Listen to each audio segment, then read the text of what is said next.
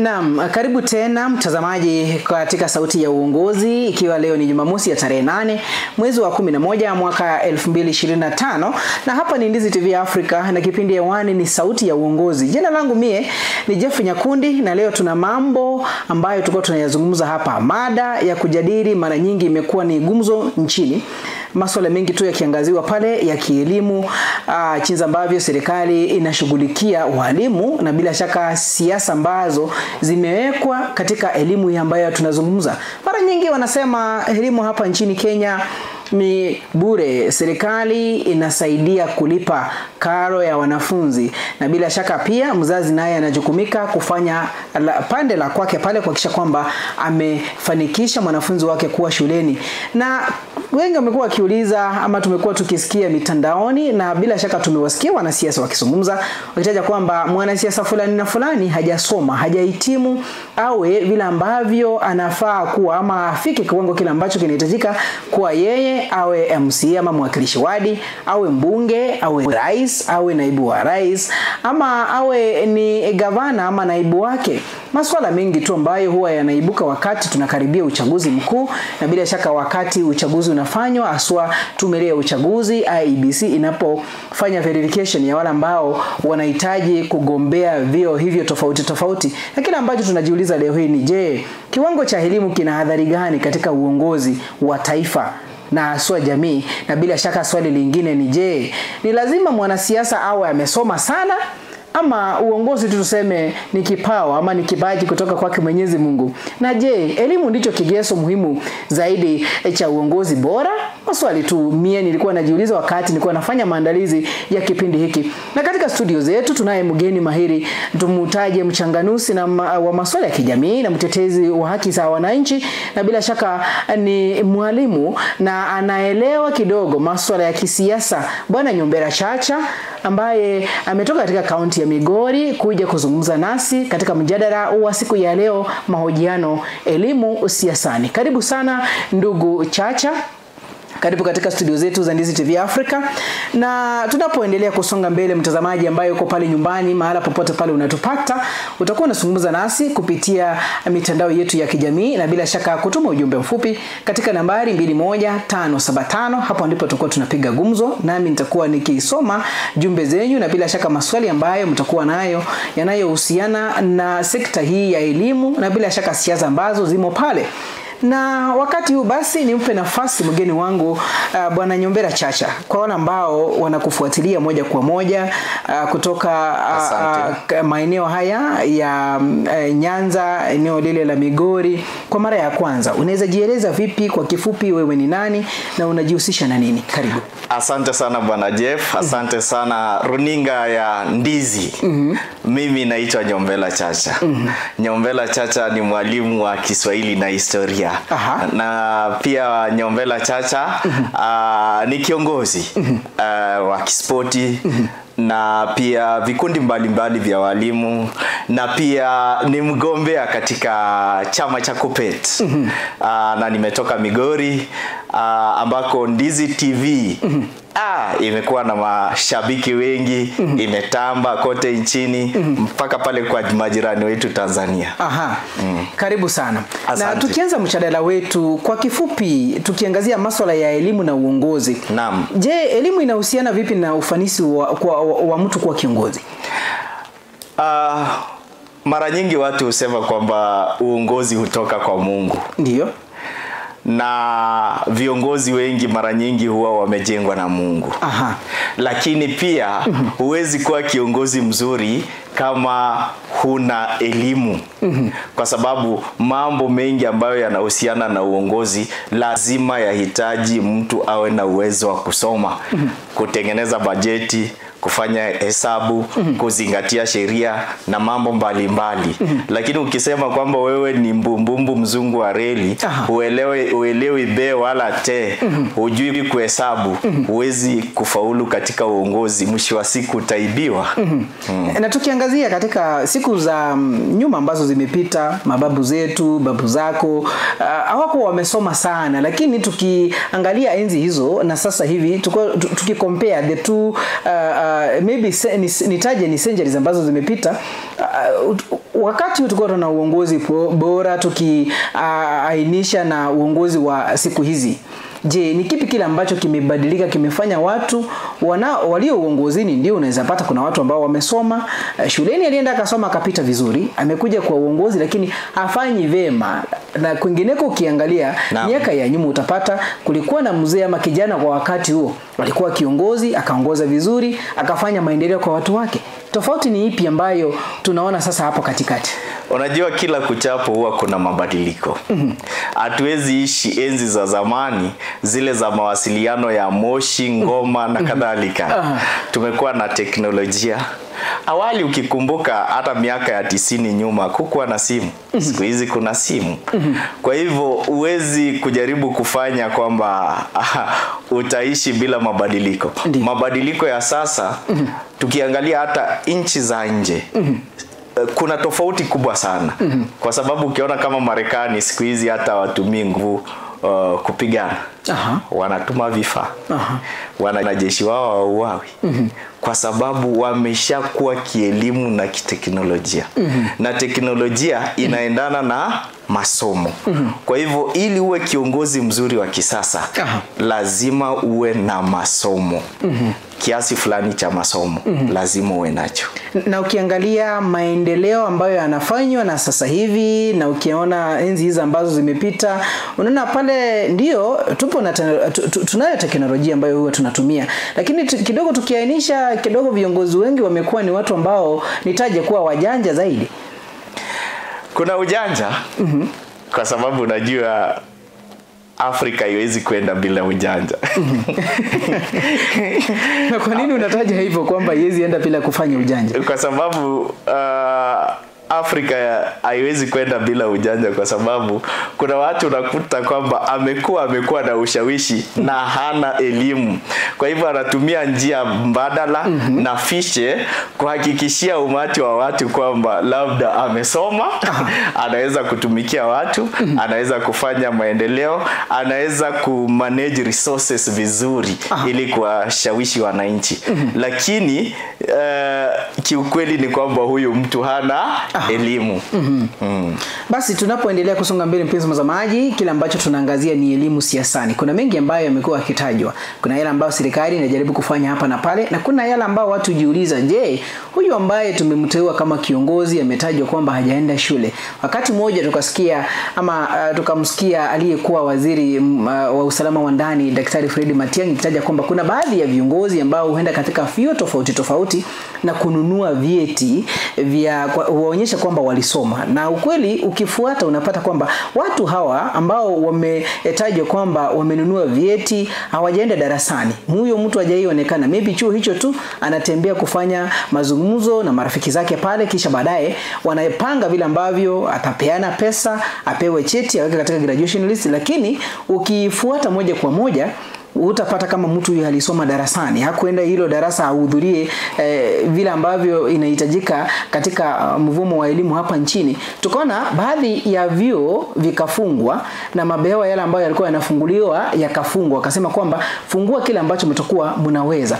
Basi ni kipi kile ambacho ukiangalia elimu ya sasa hivi na viongozi ambao wamo pale, kuna vile wanahusishwa kwamba there is some control they have in these institutions? What is your take on that? Wacha niseme kwamba Kenya imepiga hatua kielimu zaidi. Na nikuambie waziwazi kwamba saa hizi ukijaribu kuiba vyeti nchini Kenya itakuwa ngumu kwako.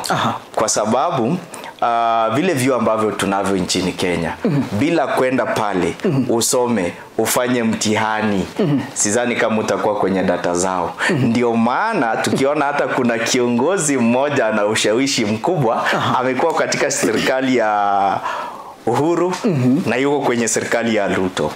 Alijaribu kudanganya watu kwamba alisomea kile chuo kikuu cha Nairobi, lakini baada ya kufanya uchunguzi wa hapa na pale ikaonekana hajasoma, ikabidi akimbilie kule kwa Museveni kujificha, ndio akapata cheti cha kutumia, Museveni akamuokoa. Lakini hapa Kenya ni ngumu. Labda mtu awe na hivi vyeti na labda watu hawajafunguka macho, kwa sababu pale unapeleka vyeti pale verification IBC ni watu tu wanaona makaratasi bila ripoti yako kufikishwa pale kwamba hivi vyeti sio, ni vigumu kuchunguza. Watu wanaamini kwamba umesoma. Na nisisitize, hata udanganye namna gani umesoma, jamii na watu mnaofanya nao kazi watajua.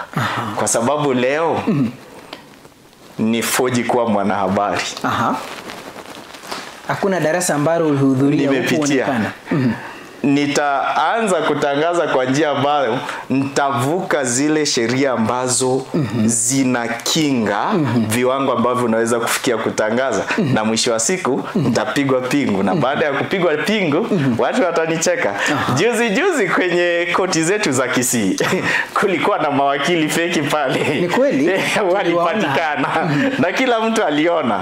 Unajua wanasema njia ya mwongo ni fupi. So ni vizuri kila mtu anayetazama runinga hii, enda darasani, kuwa na vyeti. Vitakusaidia, vitakufaa. Na wakati unatenda kazi zako za uongozi, utakuwa unatenda kwa namna ambayo inafaa na kuridhisha mahitaji ya wananchi. Naam. Wengi husema kwamba mwenye nguvu mpishe. Basi na vile vile hapa nchini Kenya watu hutaja kwamba mimi ninazo fedha, hakuna chochote kile ambacho utanifanyia. Maybe wewe ndio unajua sijasoma, kwa sababu niko na fedha, nitafanya kile ambacho nitafanya nifunike haya yote angalau nifike mahali ambapo ninataka mimi. Na hilo unalizungumziaje wewe kama mwalimu tena ambaye pia ni mwanasiasa? Wacha niseme kwamba lililo na mwanzo lina mwisho. Ndio. Na hata simba akiunguruma sana, akivuma, akitamba, kuna siku atakufa. Kuna wengi tumewaona wamekuwa wakitumia hizo njia gushi, wametamba, wametumia vyeti bandia, na mwisho wa siku labda uongozi unabadilika ama kuna kukosana kwenye siasa. Aliyekuwa anakukinga anageuka anakufinya. Pia unakuta kwamba umeingia sehemu ambayo inakutia aibu, unachekwa, na wakati mwingine waweza kufungwa, kupoteza kazi, na wakati mwingine zile fedha ambazo umekuwa ukilipwa kwa kutumia vyeti gushi, mwisho wa siku utaambiwa zirudishe. Usiporudisha utawazea korokoroni. So ni vizuri mimi kama mwalimu nikushauri kwamba fuata njia ya elimu ipasavyo. Hata kama hukupata labda alama ya kukupeleka chuo kikuu moja kwa moja, anzia hapo chini kwenye cheti, usonge stashahada, usonge, mwisho wa siku utafikia shahada, alafu utaenda kwenye uzamili na uzamifu kama una nia ya kusoma. Ni basi nadhani kwamba wale ambao walio na masikio wameyapata hayo moja kwa moja. Na mpenzi mtazamaji, muda wetu unazidi kusonga pale, dakika 44 baada ya saa 1 jioni. Na bila shaka kio kwamba unalo swali la kutuuliza hapa ama chochote kile ambacho ungependa kuongezea, utakuwa unazungumza nasi kupitia nambari yetu ya SMS kwa nambari 21575, na bila shaka katika mitandao yetu yote tupata kama Ndizi TV Africa. Bwana Nyombera Chacha, tunapoendelea kusonga mbele, kuna kile ambacho watu husema kwamba kuna elimu ya maisha na kuna elimu ya darasani. Na je, elimu ya vitabu inatosha bila maadili? Na bila shaka maswali yanataka yawe mawili ndio yajibu moja kwa moja. Na wapo viongozi wenye elimu ndogo lakini wana hekima ya uongozi. Inawezekanaje? Tukianza pale kwa elimu ya vitabuni inatosha bila maadili?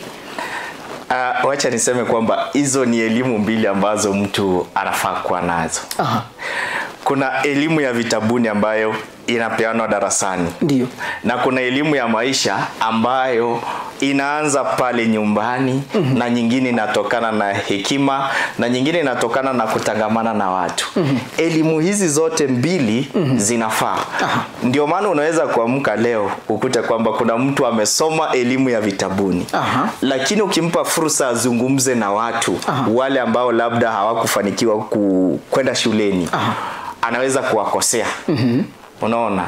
Ama unaweza kwa sababu hana elimu ya maisha, akutane na wazee, hamue kuwatukana kwa sababu hakupata ile elimu ya nidhamu. Kwa hivyo ili kuwa kiongozi mzuri, unahitaji hizi elimu zote. Na pia napenda kusisitiza kuwa mtu asije aseme kwamba lazima usome ndio ufanikiwe. Kuna wengi ambao hawajasoma, labda walifika darasa la 3, la 4, lakini ndio wanaajiri watu kazi huku nje. Ni mamilionea, ni mabilionea. Kwa hivyo utakuta kwamba huyu ile elimu kidogo ya maisha na ile tunuku ama ile baraka ambayo Mungu alimpa ya biashara ama utafutaji inampeleka kwenye viwango tofauti. Lakini anafika mahali anakwama. Utakuta kwamba anatafuta watu waliosoma ili wamfanyie kazi kama ya uhasibu. Anatafuta wanasheria kwa sababu ukiwa na pesa lazima uwe na kesi. Anatafuta watu waliosoma ili kumsaidia. Sasa ikifika hapo inakuambia waziwazi kwamba hawezi kuendelea bila elimu. Ni sawa vile ambavyo umetaja na ni vizuri umeleta swala hili kwamba ndio kuna wale ambao walianza shule lakini hawakumaliza ama kutamatisha masomo yao, wakajaliwa tu na Mwenyezi wakapata kipato hapa na pale. But wengi tu ifikapo wakati maybe ni wasiasa wakitokeza, wengi utajwa kwamba huyu mtu hebu tuanze kumchunguza alivyopata mali yale ambayo yako nayo. Wengi huhusishwa kwamba ni wezi, wanafanya vitu ama wanafanya biashara za magendo hapa na pale, lakini ukichunguza baadaye unapata kwamba either ni ukweli ama ni uongo. Na watu kama hawa tutafanya aje diposa katika sehemu hii ya siasa na sehemu ya elimu diposa tupate kuaccommodate kila mtu pale? Wacha niseme kwamba unajua tukija katika uongozi, uongozi wa Kenya sana sana mtu anapewa kwa kupendwa na watu. Ndio. Sio kwa kiwango cha elimu. Unaweza kukuta kuna mtu pale hajasoma. Lakini amesaidia watu wengi na wanaona huyu akiwa kiongozi anaweza kutufaa. Sasa unajua kwa sababu ana uwezo wa kifedha, ana msuli mzito wa kifedha. Ndio. Kwa hivyo atatumia njia mbadala, gushi, kuhakikisha kwamba anagombea kiti. Na sitawataja, wanajulikana huku nchini vizuri sana. Na wamepewa nafasi kwa sababu tabia yao moja mara nyingi wao wazungumzi bungeni. Ni kweli. Kwenye mikutano ambayo inahitaji wao wazungumzie masuala ya kitaifa, hawajihusishi. Huwa wanapiga mdomo sana mashinani. But when you want to see them in parliament, giving their views, contributing towards Kenyan development, or anything related to constitutional amendments, hawako kabisa. Je, hilo linafanya Mkenya wa kawaida asipate maendeleo haswa kwa maeneo bunge yao ama tutaje wadi zao? Kwa sababu usipozungumza pale bungeni kuna ripoti huwa inatolewa. Nadhani kwamba ni kila mwaka kwamba mbunge fulani ndiye aliongea zaidi bungeni na mbunge fulani hata kuhudhuria vikao vya bunge alihudhuria vichache zaidi. Hilo linaathiri maendeleo kwa jamii. Unajua inaathiri sana kwa sababu kama uzungumzi bungeni, itabidi utegemee zile pesa labda za CDF na wodi. Kama uwezi kuzungumza bungeni, utetee wananchi wako, utaje zile shida zako mwananchi wako aliyekuchagua anapitia. Serikali itawezaje kujua unapitia shida gani? Serikali itawezaje kujua unahitaji nini? Kwa hivyo wewe utazidi tu kuwa mbunge bubu, utazidi kuwa MCA bubu. Na mwisho wa siku hata mashirika yanayotoa msaada kutoka nje hayataweza kufika kwa watu wako. Ukiona mara nyingi wale wabunge ambao wanaongea sana bungeni, utakuta kwamba kuna mengi yanawafikia na kuna wengine pia wanapata ile inaitwa advantage. The government recognizes them, tells them go slow, we are going to do these things for you. Lakini kama wewe ni wa kuimba kwaya, unaimba tu kwaya, utetei chochote, si hata huyo mgawaji wa mgao wa kitaifa si anakupa kale kadogo amepata. Lakini kama wewe ni wa kupiga kelele kidogo kidogo, wanakutuliza. Acha kutuchafulia jina, tutafanya, tutateta, tutatenga na kadhalika. Hivyo ni kusema kwamba uadilifu unaweza kusidi elimu wakati mwingine. Naam, unajua bila kuwa mwadilifu, ndugu yangu, maisha yako hayatasonga. Kwa sababu kama wewe si mwadilifu, kumaanisha kwamba unavunja sheria, unadharau, hutaki kusikiza, hufati sheria na kadhalika. So unajua sasa nyumba yako itakuwa korokoroni. You will be taken to our jails. You will be imprisoned. You will be imprisoned. You will be paying lawyers to go and defend you each and every time. And Kenyans finally will say, this is not a good leader. Na aswa hapa nchini Kenya, hilo ni jambo ambalo tumelizungumza lakini hatujalifafanua vile. Kuna upishano na tunashuhudia mabishano ya vyeti feki. Nakumbuka wakati mmoja kura za mwaka 2022 pale, wakati baadhi ya wabunge, magavana wakiwa verified pale IEBC, kuna wengi walijitokeza kusema kwamba kuna baadhi ya magavana, akiwemo gavana wa kaunti ya Nairobi wa sasa hivi, kwamba hajasoma na akajitokeza kwamba amesoma pale Uganda, na wengi wakataa kwamba hajaenda darasani kusoma. Ikawa kwamba ni kigezo kinatumika na baadhi ya wanasiasa kumpiga kisiasa pale. Na hili linamaanisha nini kwa kwamba tunapata viongozi ambao hawajaenda shuleni? Inamaanisha nini kwa taifa kama nchi ya Kenya? Wacha niseme kwamba yeye mwenyewe ndiye alijichanganya. Wakati anaanza kugombea, aliambia watu kwamba yeye alisoma chuo kikuu cha Nairobi. Lakini alipoambiwa kwamba alete vyeti, gavana hakuwa navyo.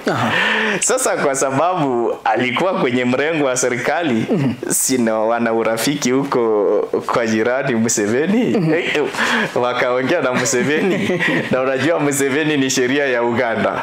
Akaambia teams, nimesema mtengenezee huyo mtu kila kitu mumweke kwa system. Jambo ambalo haliwezekani hapo Kenya. Unakumbuka wakati rais wetu alitaka kugraduate, ndio pale chuoni walimwambia kuna vitu hujamaliza, so ilibidi airishe kugraduate mpaka mwaka uliofuata ndio alipopata ile PhD ama ukipenda shahada ya uzamifu. Hiyo inakuonyesha kwamba vyuo vya Kenya na masomo ya Kenya yako katika kiwango tofauti. Hata ukiwa na uongozi namna gani, wakati mwingine itafika kwenye kona utafinywa.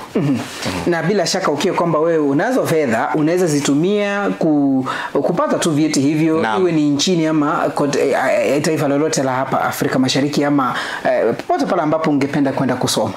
Inawezekana kwa sababu kuna mianya hiyo. Kuna mianya hiyo ambayo inafaa kuangaziwa kwa sababu hatujakuwa na historia ya kuonyesha kwamba huyu mtu alikuwa darasani ama hakuwa darasani. Kitu tunacho ni kwamba tunaonyesha kwamba huyu mtu aliingia chuo hiki kipindi hiki na akatoka kipindi hiki. Yale yanafanyika pale, huwezi kujua kama huyu mtu anafanyiwa mtihani, huwezi kujua kama huyu mtu huwa anafanya mitihani anaanguka, lakini kwa uwezo wa kuhonga wale wahadhiri anapata alama nzuri na mwisho wa siku anatoka na first class. Kuna mianya hiyo. Lakini kile kiwango kama Kenya tumepita, huwezi kuamka udanganya kwamba ulijiunga na chuo hicho na hukujiunga. Na ni kipi kile sasa serikali ifanye wizara ya elimu kuhakikisha kwamba vitendo kama hivi vya wanasiasa, kwa sababu wao wanazo fedha kuingia vioni na kufanya vile ambavyo wanataka, ni mipango gani yake? Kwa sababu tunalo shirika ambalo linaangazia vyeti aswa, kama ni chuo chochote kile ambacho umesoma pale, lazima majina yako yatapeanwa pale na ni mwaka upi umeingia, ni wakati upi na wakati umepemaliza. Ni kipi serikali ifanye kuhakikisha wameziba pengo hilo la kufanya udanganyifu wa soko wa kimasomo? Nitasema kwamba bado ni ngumu kwa Kenya. Kwa sababu unajua wale ambao wako pale vyuoni ni Wakenya kama Wakenya wengine, sijui kama unanielewa. Nakupata. Hata serikali ikijaribu kufinya, kuna wale wachache ambao lazima wapate kile wanataka kwa lazima kwa kutumia fedha. Lakini tuseme kwamba itakuwa ni vizuri zaidi. Kuna vyuo vimeanza ile inaitwa digital class attendance register. Ukienda darasani unaweka kidole na wakati unatoka pia unaweka kidole. Unajua huko kwenda darasani ni muhimu kwa sababu huwezi kwenda darasani utoke bure. Na unakuta kwamba hao watu wanafanya hivyo si mbumbumbu kwenye darasa. Ni watu ambao ni very sharp. Kichwa kinasonga vizuri. Kwa hivyo hata akienda darasani muda mchache anashika kitu.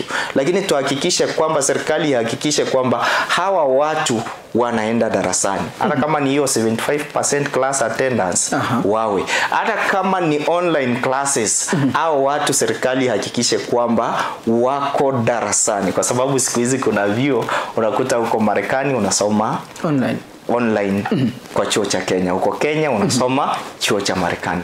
Inaruhusiwa. Lakini ihakikishe kwamba hawa watu wameenda darasani. Na ni vizuri wale wanaongoza vyuo mbalimbali wawe macho ya serikali na macho ya taifa kuhakikisha kwamba tuharibu taifa letu. Wahakikishe kwamba hawa watu ambao wanajiandikisha kusoma wanasoma. Tukiwa na hiyo integrity nafikiria taifa letu litasonga. Na usifikirie eti taifa letu halijasonga. Hai, masomo hapa Afrika Mashariki hata na kati. Kwani unafikiria kuna nchi inashinda Kenya? Tunawanyorosha kimasomo. Lakini tumepata maybe tulizungumza hili kabla tujaenda mapumziko mafupi. Ndio umesema kwamba Kenya kimasomo tuko mbele. Lakini hapa ndipo tuko na changamoto nyingi tu. Ni juzi tu wahadhiri wamerejea darasani kwa sababu wamekuwa wakigoma kwa zaidi ya siku 45. Ni kweli. Na bila shaka mgomo wao umetamatika kwa vile ambavyo walipata kuelewana na serikali vile ambavyo watalipa pesa zao. Kidogo kidogo utakuja kusikia walimu wa JSC junior school nao wanafanya nini? Wanagoma. Either ni interns hawajapata kile ambacho serikali imewaahidi. Ndio hizo pesa wanapata ni kidogo, wanasema wanahitaji medical covers upate tena NAT nayo ndio hiyo inasema hili halijafanyika. Ndio tumesonga sana kielimu Afrika Mashariki na Afrika ya Kati, lakini kuna changamoto zile ambazo tunapitia nyingi sana. Nyingi sana. Unajua ndugu yangu, ngoma ikipigwa sana kupasuka. Kenya tuna wasomi wengi. Ndio. Na wanaelewa haki yao. Na hii serikali ndio ilichangia kuwasomesha. Kwa hivyo unaposoma na kuelimika unajua haki yako.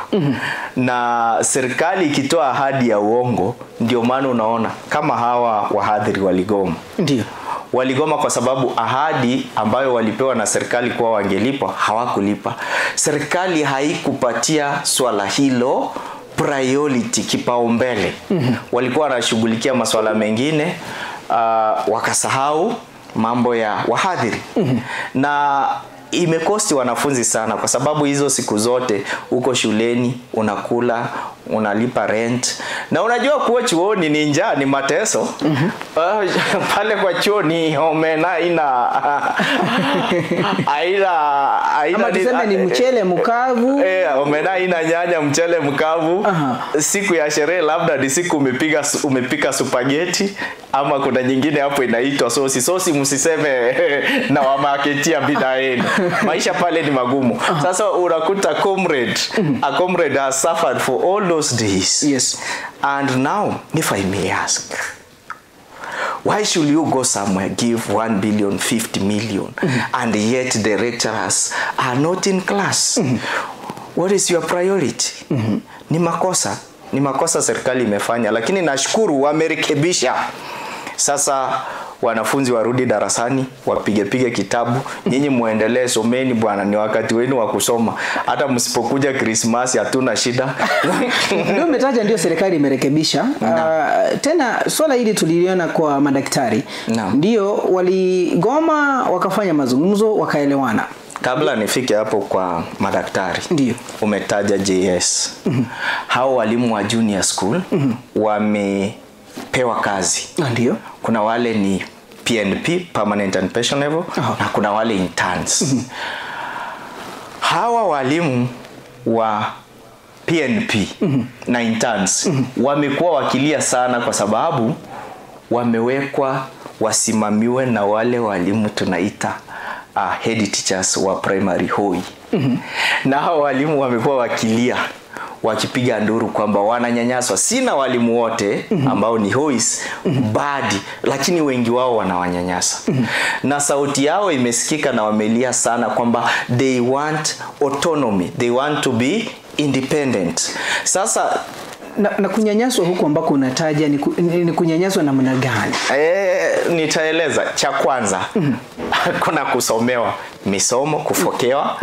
Nyingine kupewa kazi kupita kiasi. Wanalazimishwa, wao waliajiriwa kwa mfano kufunza JS. Hiyo ni grade 6 mpaka grade 9. Wanalazimishwa wafunzwe mpaka darasa la kwanza. Pale utaona kwamba hawapewi chakula. Kwenye michezo wanalazimishwa kushiriki michezo na wale wanafunzi wengine wa primary, na wale walimu wa primary so unajua ndio wamekuwa sports officials kwa muda mrefu.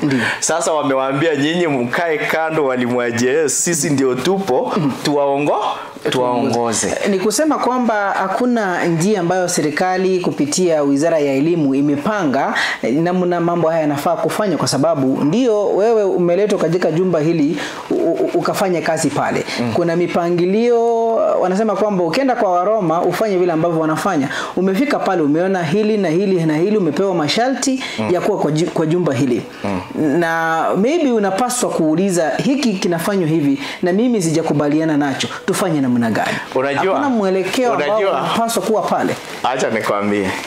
Unajua hata leo ukioa Gen Z, umwambie wewe ukiamka asubuhi unioshe miguu. Unioshe tumbo, unioshe kichwa. Ukitoka hapo udeki choo na mikono. Huyo mke wako atakataa, atatoroka, hata kushtaki. Ukimpiga makofi atakushtaki. Sasa hao walimu kuna vile wamefinywa kwa kona zaidi na wananyanyaswa kusema kweli. Leo nimekuwa kwenye mkutano wa SWA na walimu wa JS. Nikawaambia kwamba wanafaa kuwa na patron, na huyo patron anafaa kuwa hoi. Wakanisomea kwamba maneno ya hoi hatutaki. Hao watu wametunyanyasa sana. Sasa najaribu kusema nini? Serikali hata isukume namna gani hili swala la JS kuwa independent, ili swala la JS kuwa autonomy. Walimu wa JS badala ya kufundisha, sasa siku hizi wamebadilika, wanatetea haki yao, wanalalamikia shida zao. It is good serikali ikae chini, iwatenge tu wawe very very independent, wafanye kazi yao wenyewe, wawe na head teachers wao, wawe na principals wao, kwa sababu tuna shule sasa 3. Kuna hiyo ya primary, kuna JS na kuna secondary. Ndio. Hata ukiwa wake watatu, siku na mwingine unajengea yeye nyumba hapa, mwingine hapa na mwingine hapa. Na ukinunua mboga unanunua hapa na hapa na hapa, ili mwingine asione ananyanyaswa ama ametengwa. Kwa hivyo serikali acha ifanye hawa walimu wa JS wajitegemee. Tusiwe na malalamiko, na watakaa chini watufunzie watoto wetu vizuri. Sasa hii hawafanyi kazi, wanalalamika mara nyingi. Alafu nirudi kwa hawa wa interns. Interns, you are supposed to be an intern for 3 months. Yes. Or 6 months, depending on how you agree with the government. Hawa interns washafanya kazi zaidi ya miezi 6. And you know the definition of an intern. An intern is an ungraduated person. Sawa? Yule ametoka shule, amewekwa kwenye mafunzo. Sasa wewe unawekaje mtu intern na asha graduate? Ashapewa mpaka kile cheti cha walimu, ako na TSC number. Unamweka kwa intern alipo 18,000. You know, these teachers have been teaching for the government for free. Na hayo ni makubaliano ambao walifanya kati yao na serikali, na wakakubaliana kwamba ni mwaka mmoja watakuwa pale. Na tuliona kwamba kuna mabadiliko ambayo yamefanywa katika sekta ya elimu, wakisema kwamba for you to be verified to be a teacher, either secondary or primary, you have to go a teaching practice of 1 year or more than 1 year. So naomba nielewe, kuna teaching practice ile unafanya ukiwa campus ama college. Ndio. Hiyo inaruhusiwa. Lakini intern once you are graduated, you have a TSC number. You are a qualified teacher. You are supposed to be employed, not to be made an intern. Sawa walikubaliana, unajua when you don't have a job, you are desperate.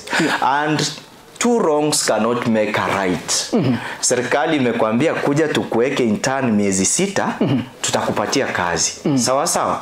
Na wewe unajua you are a graduate, unafaa kuajiriwa kazi, si kwa intern. You are desperate, you've gone for a job. So serikali imefanya makosa na wewe umefanya makosa. Miezi 6 imepita, hujakuwa confirmed. Serikali inaendelea kufanya makosa. You know, after 6 months you are supposed to be confirmed. But now when you are not confirmed, it means that you are working for the government for free. So enough is enough. These teachers have worked for the government for free. It is high time they be confirmed. And after confirmation, the government should pay their arrears for working for free.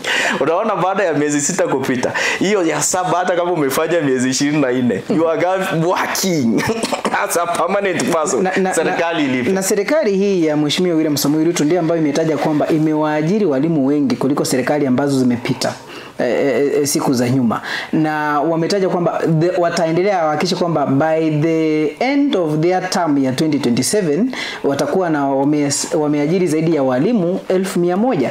Na wale ambao ni kwamba basi ni kujaribu kusema wale ambao wana train kama walimu wako wengi zaidi hata kuliko wanafunzi wenye wanaenda kufunzwa. Na hivi acha mimi nikueleze kwa sababu niko pale darasani. Kidogo kabla hujajibu hilo, juzi tuliona katika magazeti ilichapishwa kwamba baadhi ya shule zitakuwa zinakuwa matched kwa sababu asina wanafunzi wa kutosha, haswa ile nambari ambayo inahitajika kila shule ikuwe na wanafunzi 45 kwenda juu.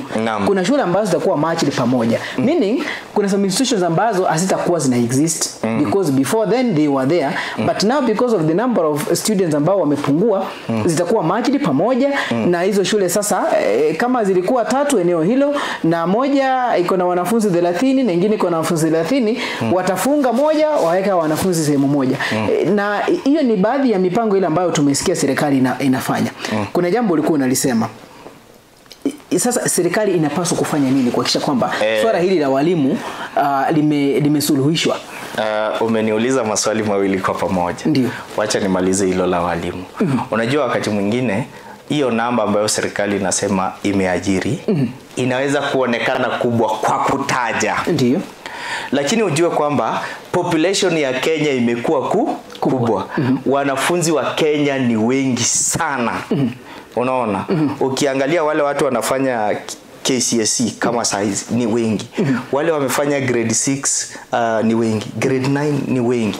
Utakuta kwamba hao walimu wameajiriwa. Lakini unakuta kwamba kila shule nchini Kenya imepewa mwalimu mmoja. Ile imejaribu sana ni wawili. So unakuta kwamba lazima hizo shule zitafute walimu wa BOM. Sawa sawa. Na ni kwa bili ya nani? Ya shule. Si ya shule.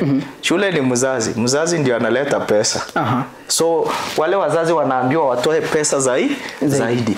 Kumaanisha kwamba serikali inafaa kuajiri walimu zaidi ili tusiwe na tatizo la upungufu wa walimu. Sawa, rais amejaribu ni kweli, lakini bado hajafikia viwango ambavyo anaweza kuajiri walimu ambao kila shule itakuwa na walimu wa kutosha. Swali la pili, umeniambia kwamba unakuta kuna shule zina wanafunzi wachache. Ndio. Sasa zinataka kuwekwa pamoja, ziwe shule moja. Tuseme kwa mfano, shule moja iko hapa.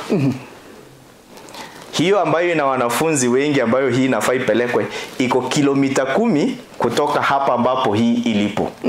Na ile ingine iko kilomita 15.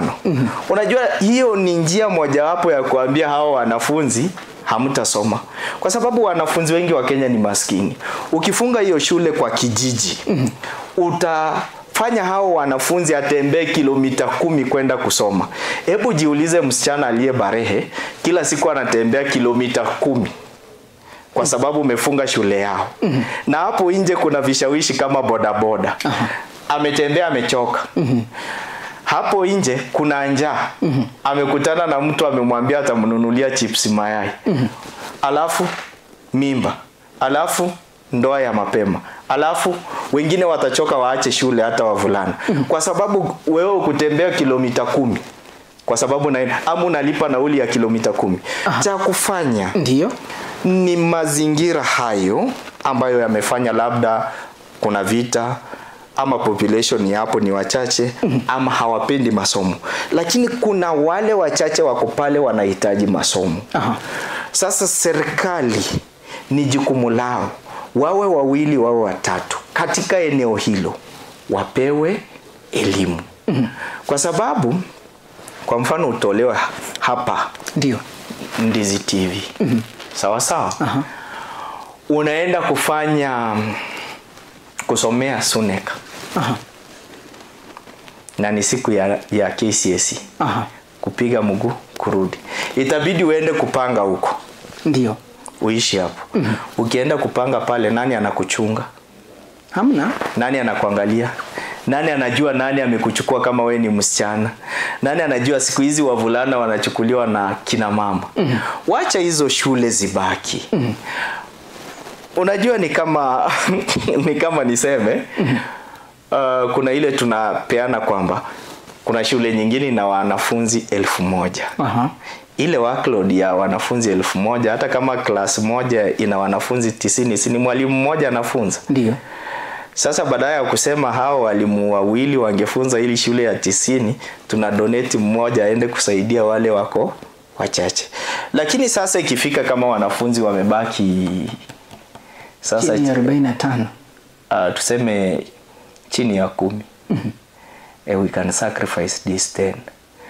Lakini sacrificing 40 ni ngumu.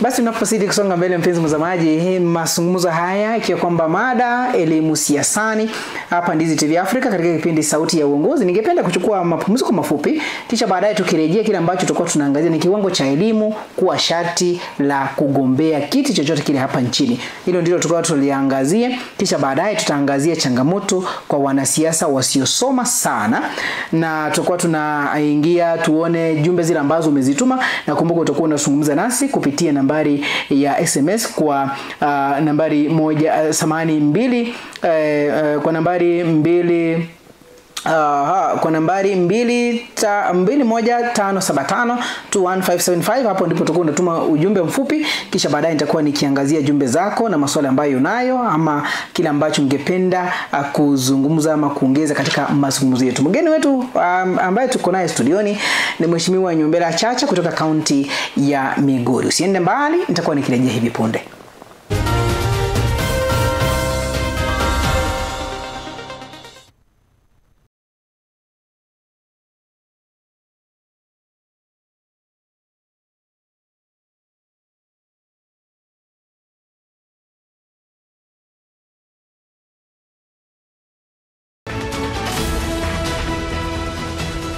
Unatazama Ndizi TV Africa.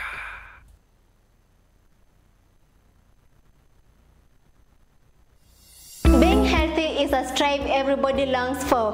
Human beings will spend their time online searching remedies for conditions challenging them. Some will go to medical facilities seeking medical help, while others will use herbal means to keep their health hazards.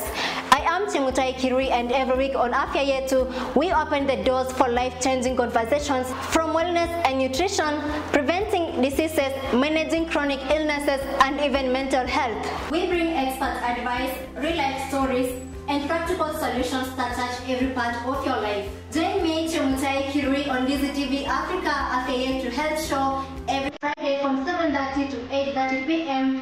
and be part of the change.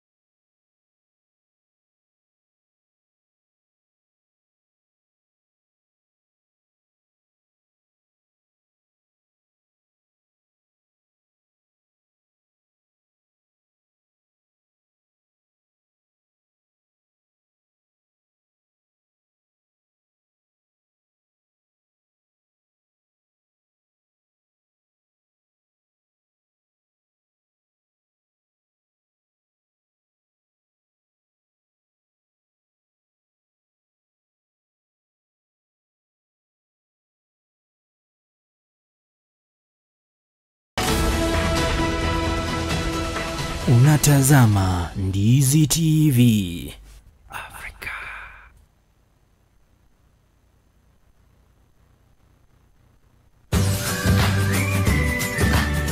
Je, wajua kwamba mapishi si kazi tu ila ni sanaa? Njoo tujifunze mapishi mapya katika runinga ya Ndizi TV Afrika. Hapa ndipo tunapika, tunajifunza, tunakula, tunasherehekea na kucheka kidogo. Ungana nami kila siku ya Jumanne kuanzia mida ya saa 2 usiku katika kipindi chetu cha Pishi Bora. Hapa ndipo tutakuwa tunapika vyakula mbalimbali ambavyo vitakuwa vinanukia kama vile mchuzi wa nyanya, tunapika kuku kitunguu, tunapika wet fry na vyakula vingi zaidi. Njoo tujifunze pamoja na tulete ubunifu jikoni katika kipindi chetu cha Pishi Bora. Ungana nami Ronelfa katika kipindi cha Pishi Bora, tulete ubunifu jikoni.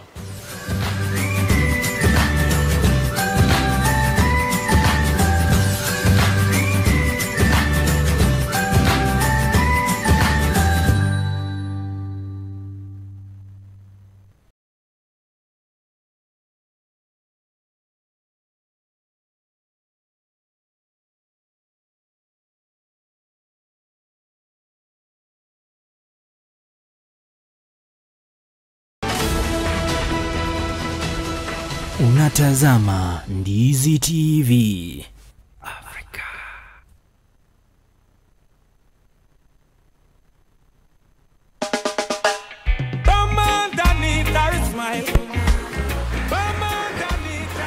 For the love of reggae music, here comes Ndizi TV Africa Reggae Splash every Friday from 10 p.m. to midnight.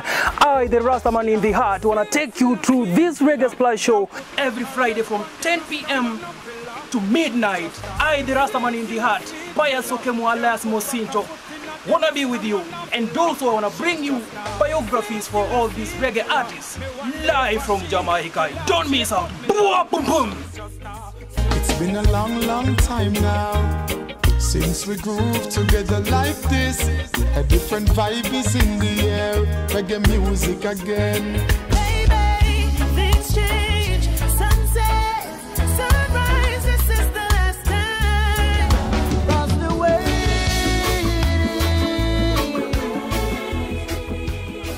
His Majesty, Haile Selassie, I come before you, the Lion of Zion.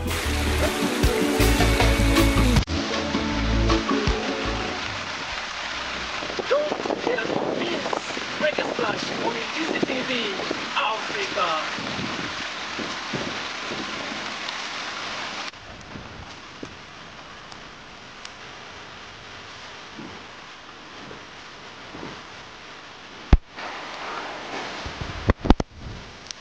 Keep it right here on Ndizi TV Africa.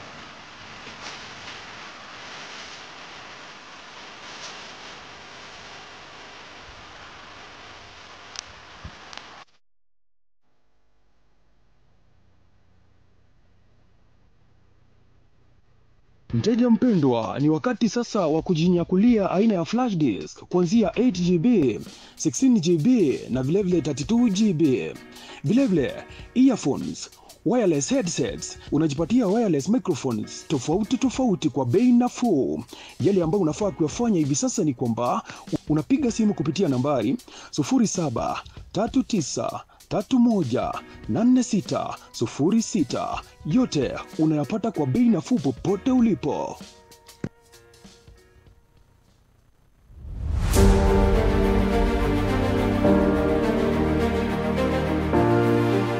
Naam, ni wakati wa kusikiza sauti inayobeba maono, busara na hali halisi ya kisiasa humu nchini.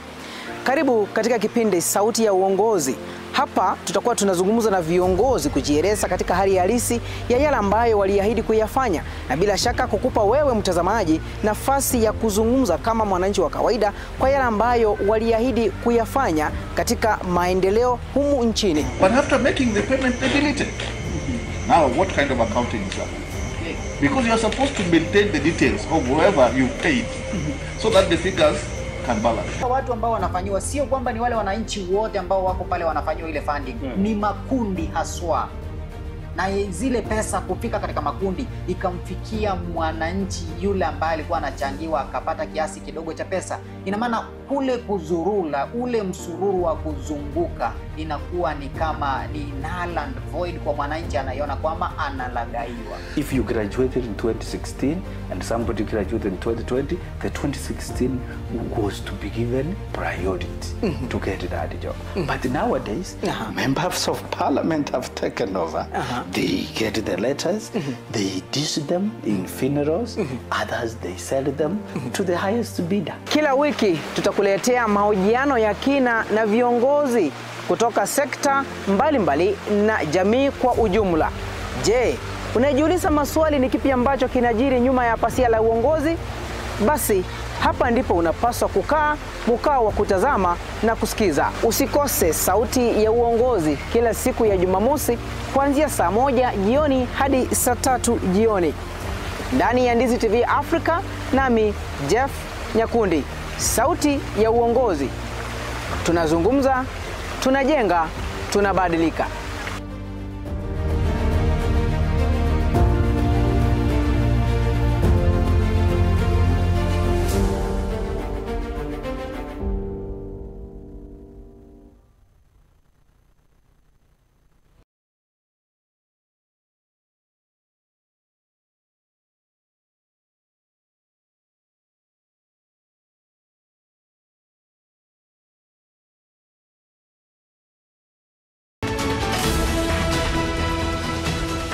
Unatazama Ndizi TV Africa.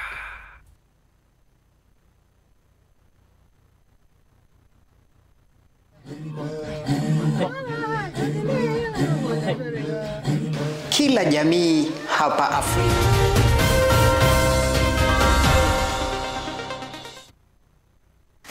Naam, karibu tena mpenzi mtazamaji, zikiwa zimekatika dakika 25 baada ya saa 2 usiku. Kipindi hewani ni Sauti ya Uongozi, na katika studio zetu leo tunaye mwalimu Mheshimiwa Nyombera Chacha kutoka kaunti ya Migori. Na kuna mengi ambayo tumekuwa tukiangazia na tumezungumza mengi pale, ikiwa kwamba ni elimu siasani, ikiwa ndiyo mada ambayo tumekuwa tukijadili. Ikiwa unalo swali la kuuliza, kuna baadhi ya maswali ambayo nimeyaona pale, endelea kutuma kutoka nambari yetu ya SMS, nambari ama SMS 21575, na bila shaka katika mitandao yetu ya kijamii tupata kama Ndizi TV Africa. Na awali tulikuwa tunaangazia masuala ya walimu pale kidogo, na jinsi ambavyo serikali inapanga maneno yao na yale ambayo hawajafanikisha.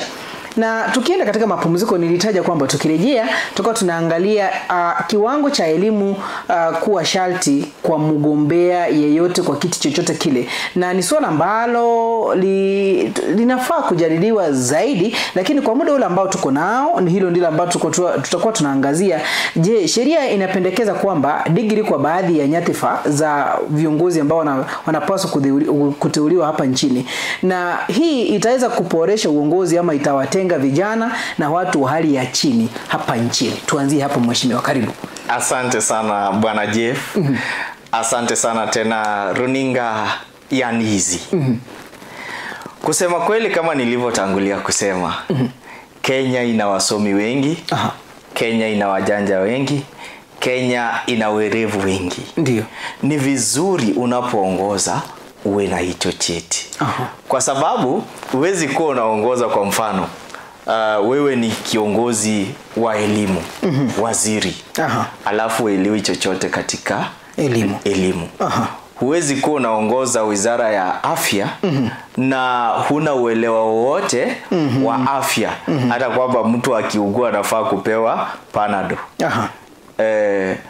Na niseme kwamba mahali Kenya tumefika, ni hivyo serikali imeweka kwamba kuwe na viwango vya masomo katika vyeo mbalimbali, ikianzia kwenye wawakilishi wodi, wabunge na hata rais awe na kiwango fulani cha masomo.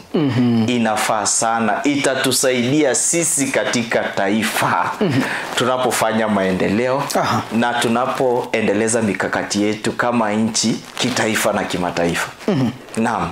Na pale kwamba tunaona kuna viwango mbali ambavyo vinaweka kwamba yule mwakilishi wadi anapaswa kuwa na diploma na miaka nayo tunajua akiwa na miaka 18 kwenda juu anaruhusiwa kusimama kiti. Na wabunge na bila shaka magavana, maseneta, wakilishi wa kina mama katika county na hata rais. Kuna kiwango ambacho fulani ambacho kimewekwa pale, lazima hawe anayo either ni degree ndiposa aweze kufanikiwa kuanza kuwania kiti chochote kile hapa nchini. Na sasa tukiangazia katika wawakilishi wadi, kwa sababu hawa ni watu ambao wapo karibu sana na mwananchi wa kawaida. Huwa wanaona ni kipi kile ambacho kinaendelea na huwa wanapaswa kupasa sauti na kufanya representation vizuri. Sasa ukipata huyu mtu ndio tumesema elimu ya maisha nayo, lakini ya darasani hana, ni kipi kile ambacho kinafaa kufuatwa? Je, lazima hao watu wawe na diplomas ama tufanye tu kienyeji? Hii elimu ya maisha tuiweke kando. Ndio. Kwa sababu hii elimu ya maisha ni wale wapiga kura wanaangalia. Kwa wale watu wanawachagua, wao wanachagua mtu ambaye wameridika naye kielimu ya maisha na kitabia. Lakini hii ya masomo lazima mtu awe nayo ili kusimamia kiti hicho cha uwakilishi wodi, MCA. Kwa sababu MCA tofauti na yale majukumu ambayo yamepewa ya oversight and representation, kuna yale majukumu yeye anawakilisha county, kama vile elimu ya chekechea. Lazima awe na elimu ama alipitia kwenye elimu ndio ajue wale watoto wadogo wanafaa kufanyiwa nini. Na ndipo aweze kusoma ile miswada na yale mambo na zile sheria ambazo zinahusu watoto wadogo. Hata kama hakujifunza kama mwalimu, masomo yatamsaidia kupitia kakozi ama kusoma aelewe jinsi ya kufanya. Wanasimamia hospitali, lazima wajue maneno ya kiafya ile ya juu. Unaona? Wanasimamia maendeleo kama vile ya barabara za mitaani na kadhalika. Lazima wajue bajeti, lazima wajue hesabu za kudeal na contractors.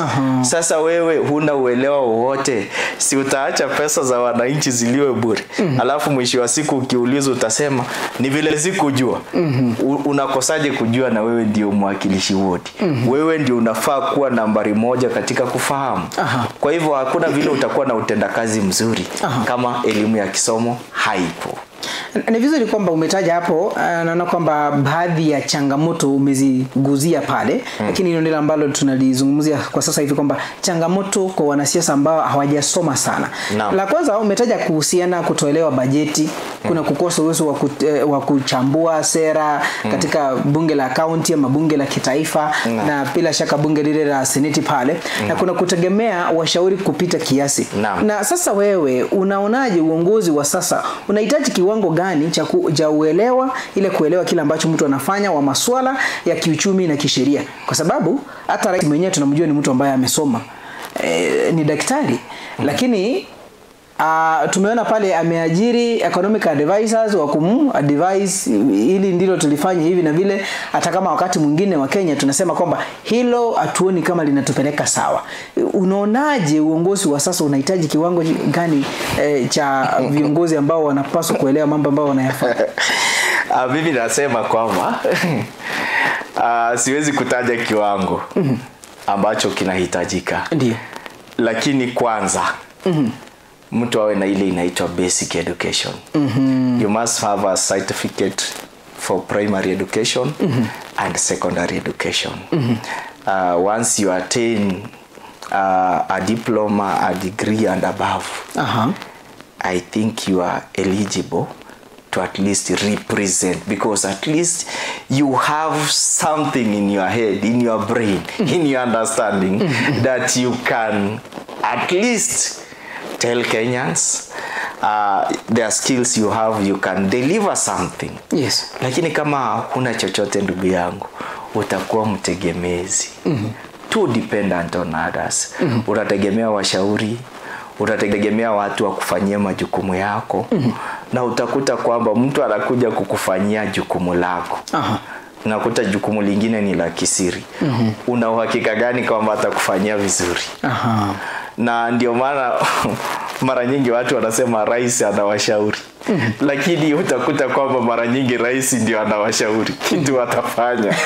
Nilisikia mmoja wao akilalamika kipindi fulani anasema, sasa sisi tuko pale lakini kila atupewi nafasi ya kusema, tunaambiwa kitu cha kufanya. Unajua mimi siwezi laumu rais. Labda utakuwa umemshauri jambo la kipumbavu. Kwa uelewa wake, usomi wake na hekima yake, si anakataa. Kwa mfano mimi nikwambie kwamba hili shimo ni refu. Ndani mna mamba. Mamba wana njaa. Lakini kando ya hili shimo kuna gogo limeoza. Egemea. Kwa sababu huna uelewa kwamba ukianguka kwenye shimo kwisha wewe, utaegemea kwenye gogo. Lakini kama unaelewa hili gogo limeoza, nikiegemea nitaanguka, utakataa ushauri. Ni kweli. Si kila ushauri ambao unapewa unaufanyia kazi. Unachambua ni nini nifanyie, ni nini niache. Na tunapoendelea kusonga mbele mtazamaji, ni wakati ningependa kupitia baadhi ya jumbe zile ambazo zimeingia hapa ninapofungua mtambo wangu hapa kutazama baadhi ya jumbe zile ambazo zimeingia. Na kile ambacho naona hapa, kwa kwanza kuna mmoja ameuliza swali hili. Naam. Ni swali ambalo sijui kama amejua nilikuwa nimepanga nitakuuliza pale mwisho ama namna gani. Anaitwa Minyo ya Umbu. Anauliza hivi, je, akipata nafasi ateuliwe kama kiongozi humu nchini, ni kipi atakachokifanya tofauti na viongozi waliomo sasa? Amesema anaitwa Minyo ya nini? Minyo ya Umbu. Sasa tukimpata atatueleza zaidi. Umbu ni mdudu ambaye kidogo pale anaruka lakini amekuwa mnyo. Asante sana. Ameuliza swali zuri sana. Ndio. Ni kweli wakati ukifika kwamba naongoza Kenya nitasema. Na inaweza kuwa si mbali na sasa. Inaweza kuwa karibu na tena inaweza kuwa si karibu sana. Lakini kuongoza Kenya, huwezi kuwa kiongozi kama hujui shida za Kenya. Kwa sababu usipojua shida za Kenya, huwezi kuongoza Kenya. Kenya tuna shida mbili kuu, na ya tatu iko hapo katikati. Ni shida si shida, lakini ni kashida. Shida ya Kenya ni ufisadi na ukabila. Corruption and tribalism. Na hii shida ingine ya tatu ni demokrasia. Kenya tunasema tuna demokrasia, lakini ikifika kiwango fulani hiyo demokrasia inafanya nini? Inapotea. Sawa sawa. Kwa hivyo hizi shida tatu, ili kuwa kiongozi, hakuna vile utaamuka useme utamaliza ukabila Kenya. Wakenya wenyewe yani huwa wamezaliwa kuwa wakabila. Huwa tunasema mara nyingi kwamba sisi si wakabila kwa mdomo. Lakini matendo yetu yanaonyesha ukabila. Sisi wenyewe tunasema si corrupt. Lakini matendo yetu yanaonyesha kuwa tuko corrupt. Unaona? Wakati nafasi za kazi zinatangazwa, hata hizi za bunduki, wanasema recruitment will be free and fair. Lakini kwa ground mambo ni tofauti. Mtu alitoa 8 milioni. Watu wanasema Kenya ni ya demokrasia. Lakini kuna mtu anaiba kura. Kuna mtu ameshindwa mahali kura. Lakini kwa sababu ana uwezo, anatumia labda vyombo vya dola kuhakikisha kwamba anakuwa kiongozi. Sasa ili uongoze Kenya, unajua huwezi simamisha corruption, huwezi simamisha tribalism. Lazima uwe na democracy. Lazima uwe na mikakati ambayo itafanya vizuri kushinda ufisadi, itafanya vizuri kushinda ukabila. Sijui kama unanielewa. You must be very smart than corruption and tribalism. Kwa mfano, hapa kwa tribalism, Kenya tuko na kabila ngapi? Zaidi ya 42. Sawa? Sasa wakati tunachagua kwa mfano rais. Ili kumaliza ukabila, tuseme ile kabila imepata rais, nyinyi hakuna kitu kingine mnapata, mmalizana na nyinyi. Tukisonga mawaziri 22, tuseme kila kabila Kenya inapata moja moja. Wale wamepata rais na deputy president tumebaki na 20. Hawa mawaziri ma CS 20, hizo kabila zimebaki zipewe moja moja. Tukirudi hapa kwa PS, tuseme kuna kabila zilikuwa zijapata kitu. Wapewe moja moja. Sasa wakati tutakuwa tunafanya ukabila, rais akipiga mtu wake pale, deputy president pia anapiga mtu wa lile kabila lina PS. Wakati huyo anafinya hapo, makabila mengine pia yanapa. Na hapa chini tukirudi hapa kwa ma-PS, hata tuseme zile kabila imepata hata PS 2. Wakati huyu PS anaajiri kazi na huyu mwingine anaajiri, sasa utakuta kwamba hizi kazi zote zimetrickle down kwa kila kabila. So wakati kabila fulani linafanya ukabila, pia lingine pia lina nafasi ya kufanya ukabila. Mwisho wa siku wanapofanya huo mchezo, kila mtu amepata kidogo. Hii tabia ya kusema kwamba nyinyi tayari mna rais, mnapewa waziri 12, mnapewa PS 20. Si unaona ni mchezo? Alafu hapa kwa corruption.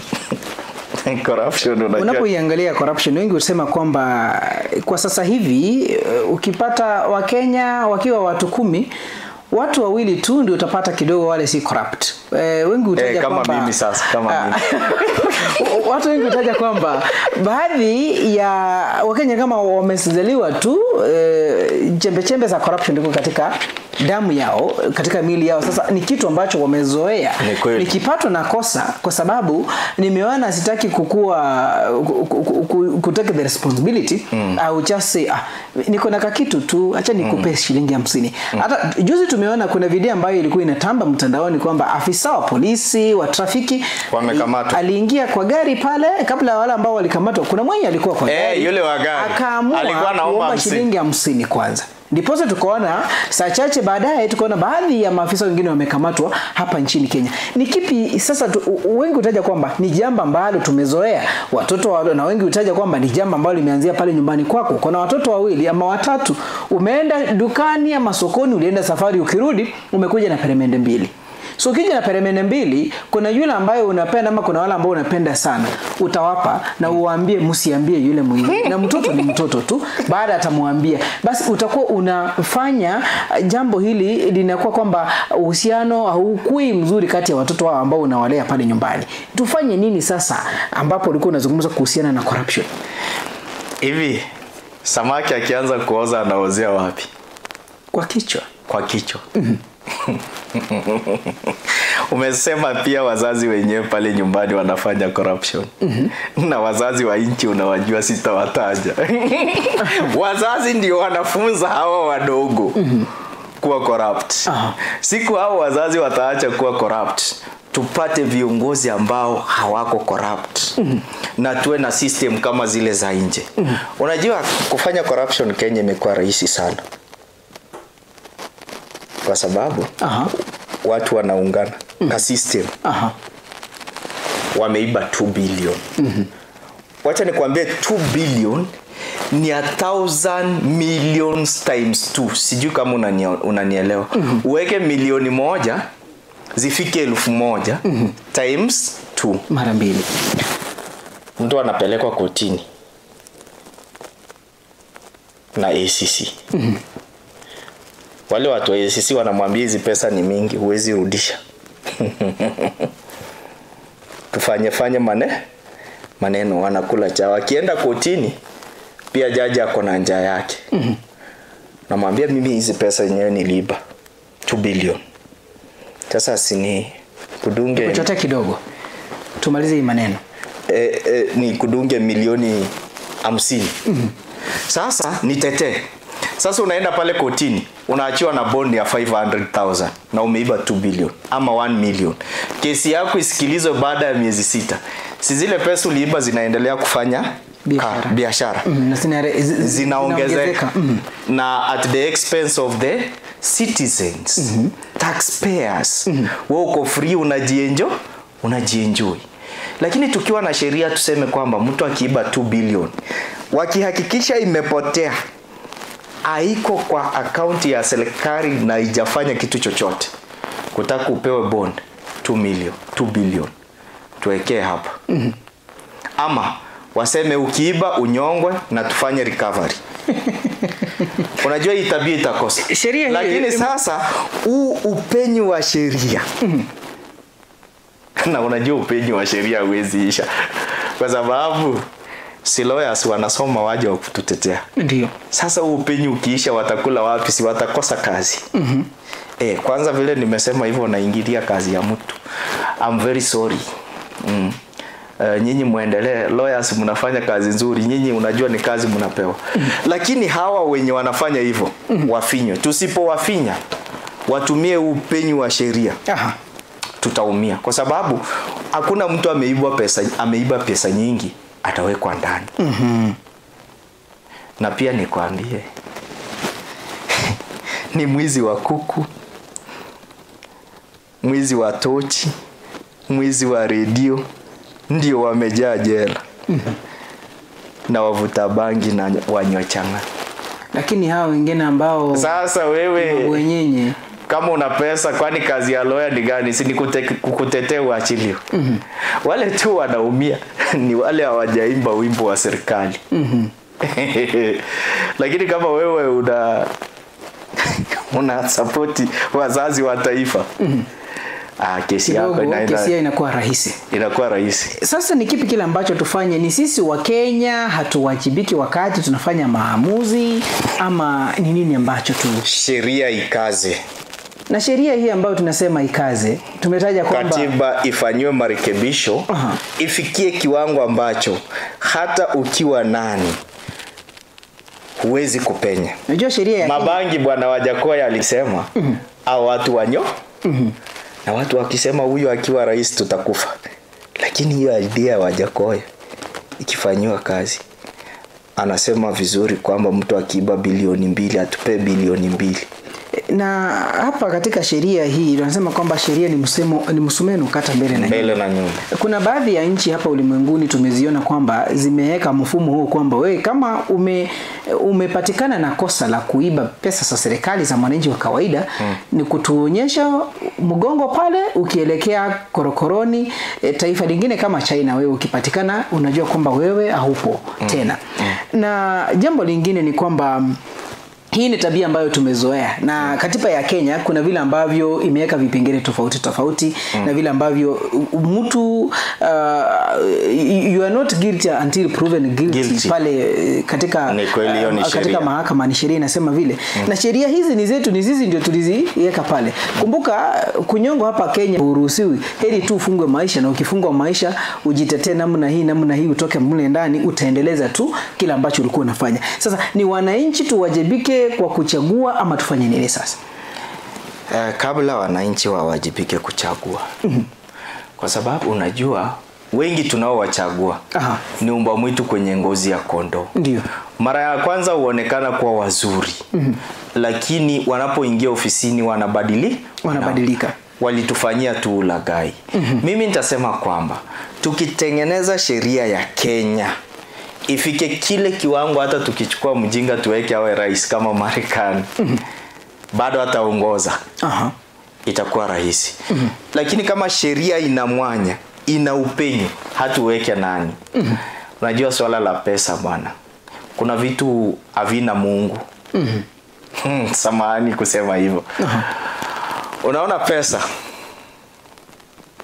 na wanawake na pombe havina Mungu. Sasa hapo kwa corruption utakuta kwamba shida inaanzia kwa pesa.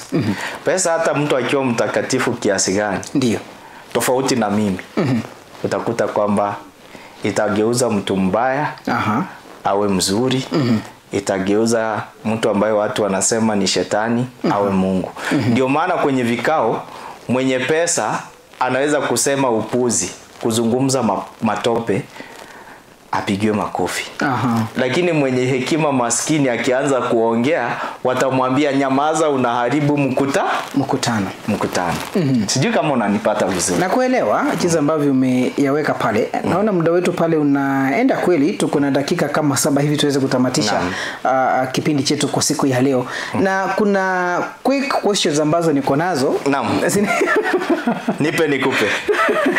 La kwanza kwamba ni sehemu tu ya majibu ya haraka tu. Naam.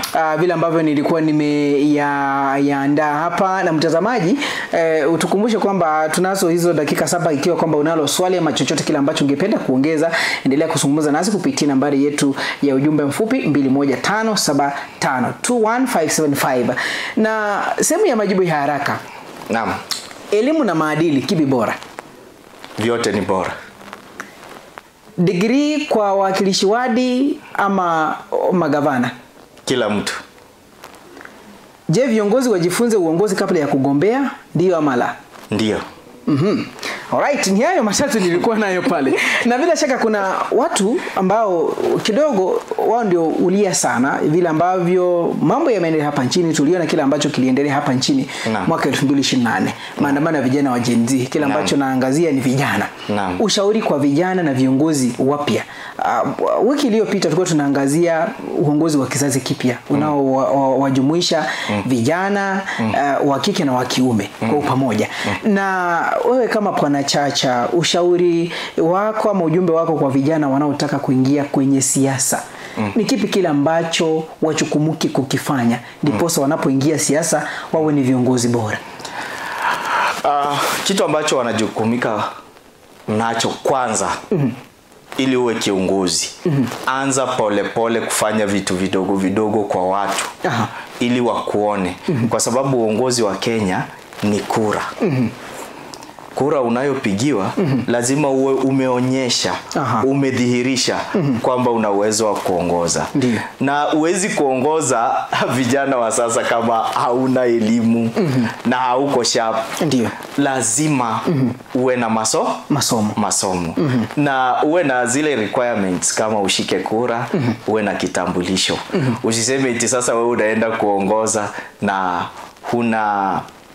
huna kura, huna kitambulisho. Na nyingine uwe na chama. Na tusiwe vyama vya Kenya. Tusije tukawa kama jirani kule kwa Suluhu kuna chama kimoja. Hilo ndilo swali ambalo nilikuwa nikuuliza, lakini kwanza tumalize hilo. Alafu kuhusiana na uchaguzi unaokuja kwa vijana. Vijana wajitokeze wakombe. Lakini kwa sasa mimi nimekuwa mfasi sugu wa baba Raila Amolo Odinga. Alisema tutulie mpaka 2027. Mimi Nyombela Chacha nimeheshimu, nimetulia. Ikifika pale 2027 nitaangalia kama kuna kijana amejitokeza, nitaangalia kama nitakuwa hapa penye niko nisimame. Naam. Na bila shaka kuna masuala ambayo yamekuwa yakiendelea, na bila shaka kuna wageni wengine watakuwa wanaingia pale saa 3 na watakuwa wakiangazia masuala ya ODM na uongozi wake. Na baba haipo tena. Ni kipi kile ambacho kitakao kinaendelea? Na tukiangalia swala hili la majirani wetu pale Tanzania, tumeona kile ambacho kimeendelea. Kuna baadhi ya familia hapa nchini Kenya wanalia kwamba wapendo wao waliuawa na miili yao haijapatikana.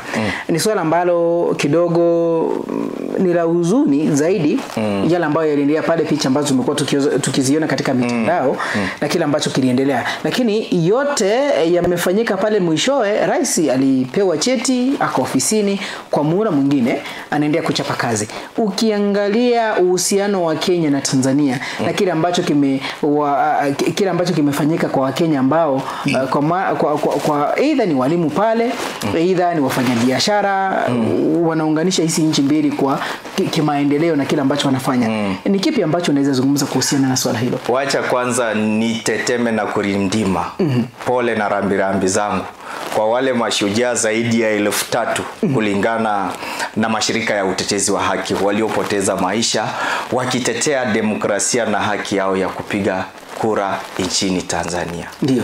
Ndugu zetu wameondoka, lakini roho zao zimebaki na sisi. Hiyo vita ya demokrasia ambayo walianzisha imebaki katika roho za Watanzania wengi na itaendelea. Shujaa hafi, kubaki katika roho za watu. Na nisema Suluhu alipata asilimia ni 98 ama 97? Ilikuwa ni 97 na pointi asilimia tuseme 97. Unajua ukweli wa mambo ni vile anatuficha. Angesema yeye ndio kura ingepigwa, hiyo 3% ndio angepata. Hii 97% unajua ingeenda kwa mwingine. Sasa huyo mwenye alipata 3% ni rais wa viongozi wa jeshi na polisi, si rais wa wananchi. Mimi binafsi Nyombela Chacha na watu wenye maoni sawa na sisi atumtambui kwa roho zetu, kwa sababu yeye amejiweka pale. Napenda kuomba serikali ya Kenya. Ndio. Kuna ndugu zetu wengi wamekwama pale Tanzania. Na kuna wengine wameuawa, ni uchungu, mili yao imebaki pale. Serikali ya Kenya itusaidie vile walisaidia ndugu zetu hawa wanaharakati wawili walikuwa Uganda. Ndio. Niliona jana waziri alisema waachiliwe na leo wameachiliwa. Watumie mbinu hiyo tupate wale ndugu zetu wako Tanzania wakiwa hai au wale upoteza maisha, tujue tuwazike. Na kuna walimu Kupeti jana ilitangaza zaidi ya walimu 150. Wengine wako korokoroni, wengine wametekwa na wengine wamefungiwa katika sehemu mbaya. Serikali itusaidie turudi. Lakini hiyo tabia ya viongozi wa Kiafrika kuforce kuwa madarakani itafika kikomo. It is a matter of time. Saa hii huwezi force mambo, lazima uchaguliwe. Na hawa Gen Z hakuna vile utawaficha, hakuna vile utawaambia uongo. Wanajua kila kura ilipigwa. Na kila idadi. Unaona mpaka wanahack mpaka systems. Utawaambia nini? Hiyo miaka imepitwa. Sasa nitakachosema, kama uko uongozini, chapa kazi. Ile ya kutumia polisi ama kushikwa mkono eti wewe tosha kuisha. Saizi ni utenda kazi wako. Chapa kazi, inapofika wakati wa kuchaguliwa, uchaguliwe tena. Asante sana.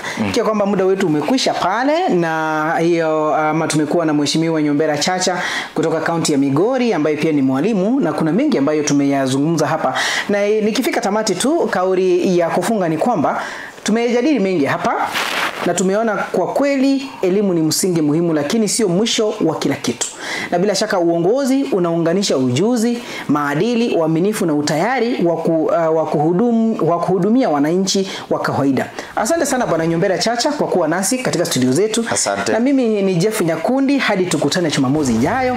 Hii ndiyo sauti ya uongozi. Kila ambacho na kuandalia Jumamosi ijayo hapa katikati mwa wiki nitakuwa nikikufahamisha. Kwaheri kwa sasa na muwe na usiku mwema.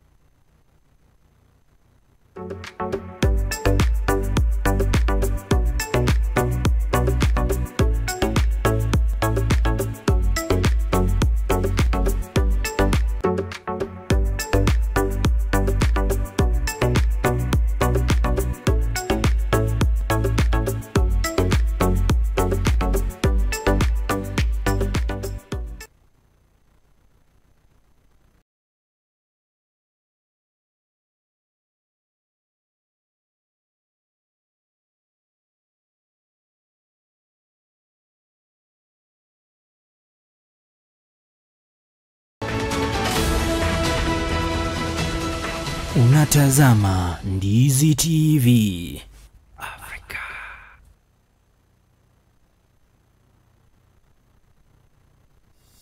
Being healthy is a strive everybody longs for.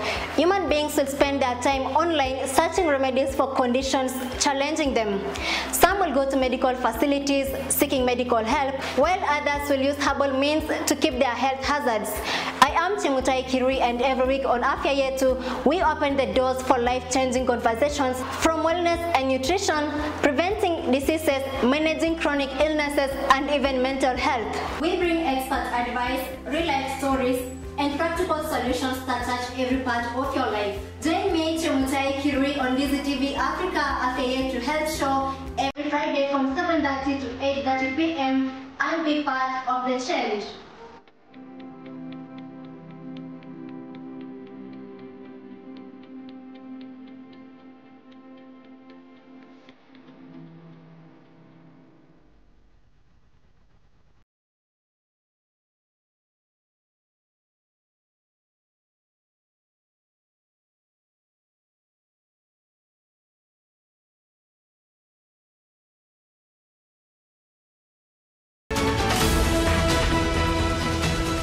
Unatazama Ndizi TV Africa.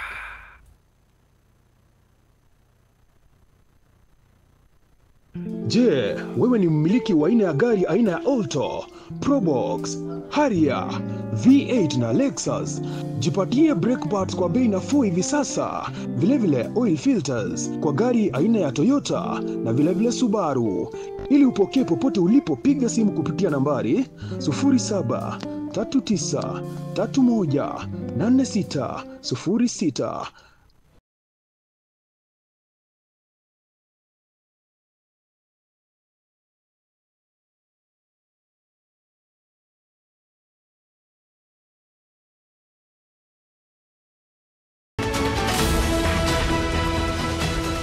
Unatazama Ndizi TV Africa.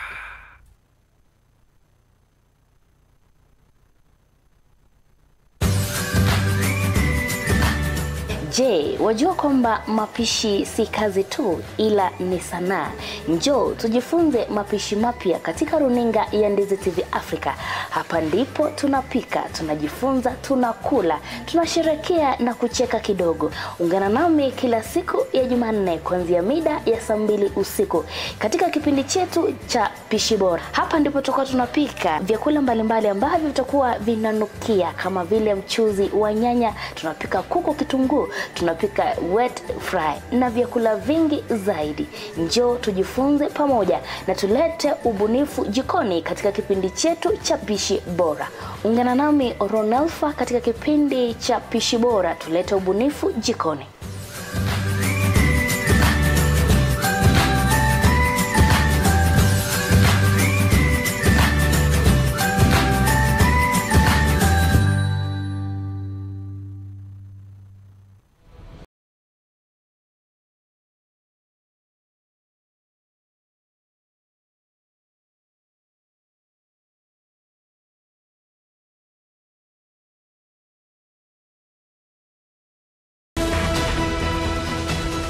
Unatazama Ndizi TV Africa.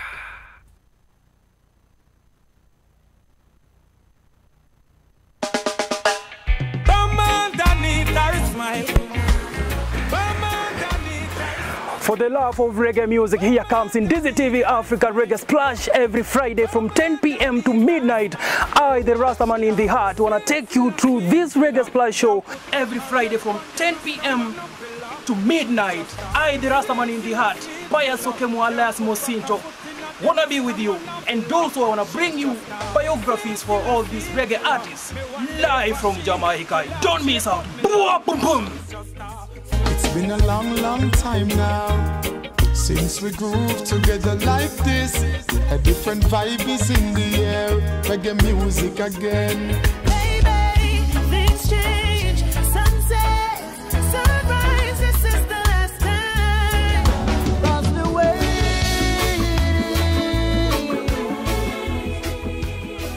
His Majesty, Haile Selassie, I and I come before you, the Lion of Zion.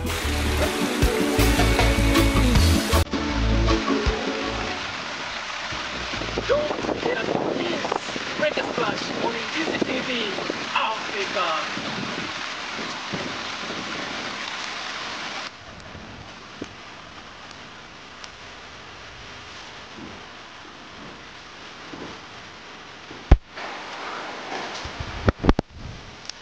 Keep it right here on Ndizi TV Africa.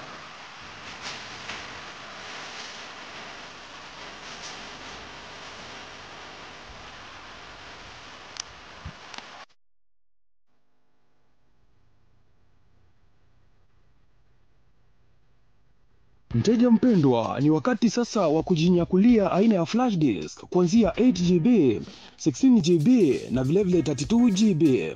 Vilevile earphones, wireless headsets, unajipatia wireless microphones tofauti kwa bei nafuu.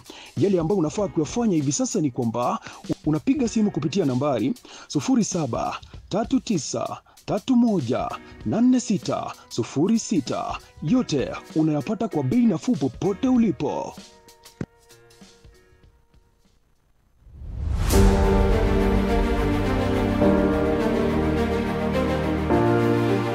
Naam, ni wakati wa kusikiza sauti inayobeba maono, busara na hali halisi ya kisiasa humu nchini. Karibu katika kipindi Sauti ya Uongozi. Hapa tutakuwa tunazungumza na viongozi kujieleza katika hali halisi ya yale ambayo waliahidi kuyafanya, na bila shaka kukupa wewe mtazamaji nafasi ya kuzungumza kama mwananchi wa kawaida kwa yale ambayo waliahidi kuyafanya katika maendeleo humu nchini. But after making the payment, they delete it. Now, what kind of accounting is that? Because you are supposed to maintain the details of whoever you paid so that the figures can balance. Watu ambao wanafanyiwa sio kwamba ni wale wananchi wote ambao wako pale wanafanyiwa ile funding, ni makundi haswa. Na zile pesa kufika katika makundi ikamfikia mwananchi yule ambaye alikuwa anachangiwa akapata kiasi kidogo cha pesa. Ina maana kule kuzurula, ule msururu wa kuzunguka inakuwa ni kama ni null and void kwa mwananchi, anaiona kwamba analagaiwa. If you graduated in 2016 and somebody graduated in 2020, the 2016 was to be given priority to get that job. But nowadays, members of parliament have taken over. They get the letters, they dish them in funerals, others they sell them to the highest bidder. Kila wiki tutakuletea mahojiano ya kina na viongozi kutoka sekta mbalimbali na jamii kwa ujumla. Je, unajiuliza maswali ni kipi ambacho kinajiri nyuma ya pasia la uongozi? Basi hapa ndipo unapaswa kukaa mkao wa kutazama na kusikiza. Usikose Sauti ya Uongozi kila siku ya Jumamosi kuanzia saa 1 jioni hadi saa 3 jioni. Ndani ya Ndizi TV Africa, nami Jeff Nyakundi. Sauti ya Uongozi. Tunazungumza, tunajenga, tunabadilika.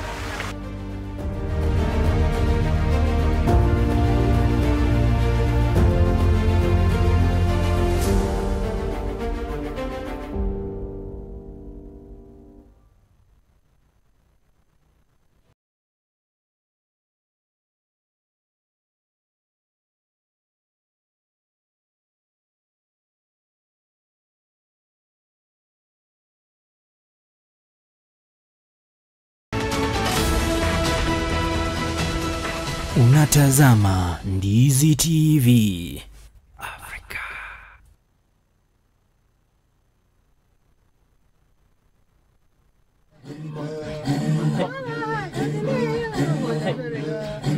Kila jamii hapa Afrika, yani chini ya jua duniani, ina chimbuko lake.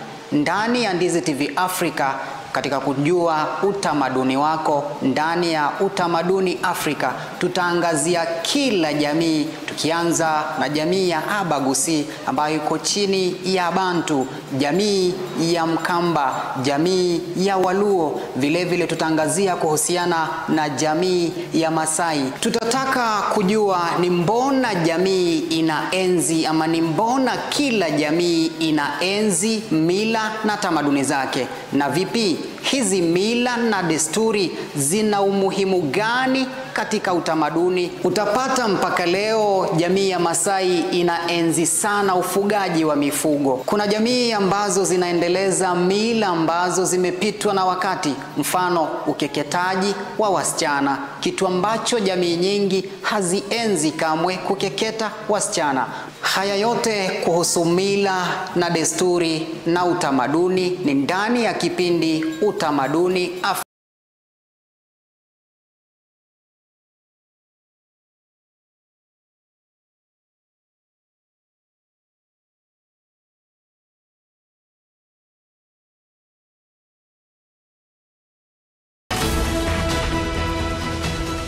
Unatazama Ndizi TV Afrika.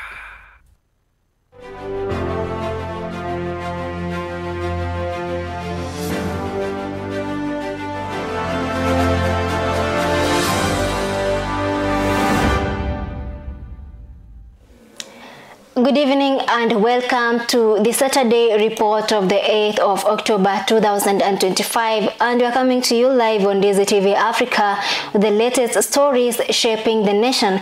My name is Chemutai Kirui and my director is Lucas Houma. My sign language interpreter tonight is Lydia Mose.